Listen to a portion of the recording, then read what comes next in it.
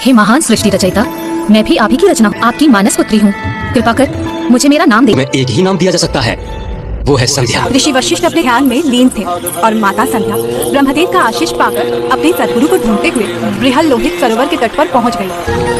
ब्रह्म ऋषि श्री वशिष्ठ के दिव्य आभा का ऐसा प्रभाव हुआ उन पर कि माता के मन का रुझान ध्यान और समाधि की ओर ही हो गया। वो गुरुदेव की दिशा में बढ़ती ही चली गई। उन्हें इसका भी ध्यान न रहा कि वो सरोवर की गहराई में उतरती जा रही है। मेरी शिष्या बनने के लिए स्थान ग्रहण कीजिए देवी संध्या। देवी संध्या गुरु वशिष्ठ को अपने पति रूप में पाने के लिए घोर तपस्या करने लगी। 6 दिनों तक अन्न जल कुछ ग्रहण नहीं किया। फिर प्रत्येक तीसरे दिन ही कम मात्रा में एक पत्र भर भोजन किया। भूमि पर ही अपनी शैया बिछा। मैं आपको दिव्य ज्ञान, दिव्य दृष्टि और दिव्य वाणी का वरदान देता हूँ। मैं आपको 3 अन्य वरदान भी देना चाहता हूँ। मुझे पहला वरदान दीजिए प्रभु, इस संसार का प्रत्येक प्राणी जन्म से लेकर बाल्यकाल तक काम भावना से रहित हो। दूसरा वरदान ये चाहती हूँ प्रभु कि मैं अपने पति के सिवाय कभी किसी अन्य पुरुष को काम दृष्टि से ना देख, और यदि कोई पर पुरुष कभी मुझे उस दृष्टि से देखने की धृष्टता करे तो वो काम भावना से रहित हो जाए। तीसरा वरदान प्रभु, मेरा पति धर्म और मेरा सुहाग सदा अखंड रहे। आपको पत्नी रूप में ऋषि वशिष्ठ का सानिध्य अवश्य प्राप्त हो, किंतु इस जन्म में नहीं। इस जन्म में तो वो आपके गुरु हैं, इसलिए उन्हें पति रूप में पाने के लिए आपको अगले जन्म की प्रतीक्षा करनी होगी। यदि ऐसा है प्रभु तो मुझे अभी इसी क्षण अपने प्राण त्यागने की अनुमति दें। निकट ही ऋषि मेधातिथि का आश्रम है, जो पिछले 12 वर्षों से अपनी पुत्री कामना पूर्ण करने के लिए यज्ञ कर रहे हैं। आप वहीं जाकर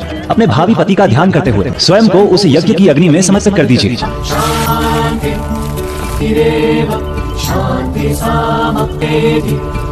आहुति के रूप में देवी संध्या भी 2 भागों में बट प्रातः संध्या बनी और वो बनी संयम संध्या। अपना अगला जन्म मिला और ऋषि मेघातिथि ने उनका नाम रखा अरुंधति। स्वयं महादेवियों से संस्कार और शिक्षा प्राप्त करते करते वो वहाँ सूर्यलोक में बड़ी हुई। 3 महादेवियाँ वधु का श्रृंगार कर रही थी, वहीं स्वयं त्रिदेव वर को तैयार कर रहे थे और उसी अभिषेक के जल से गोमती, क्षिप्रा, महानदी, सरयू आदि नदियों का उद्गम हुआ। स्वयं त्रिदेव और त्रिदेवियों ने ऋषि वशिष्ठ और देवी अरुंधति का विवाह संपन्न करवाया। संपूर्ण त्रिलोक में कहीं भी जाने वाला विमान भेंट करता संसार में अत्यंत ही ऊंचा स्थान प्राप्त हो। मैं ऋषि वशिष्ठ को 7 कल्पों की आयु प्रदान करता हूँ।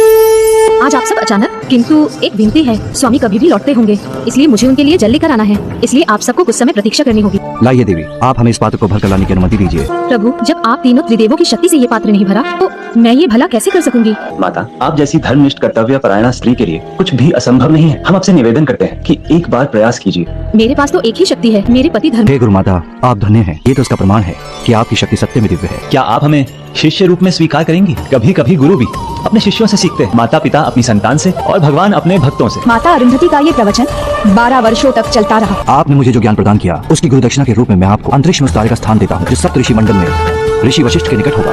विवाह के उपरांत यदि पति पत्नी एक साथ अरुंधति तारे के दर्शन करेंगे तो उनका जीवन सदा सुख में रहेगा, पवित्र, सम्मान, प्रेम और विश्वास से परिपूर्ण रहेगा।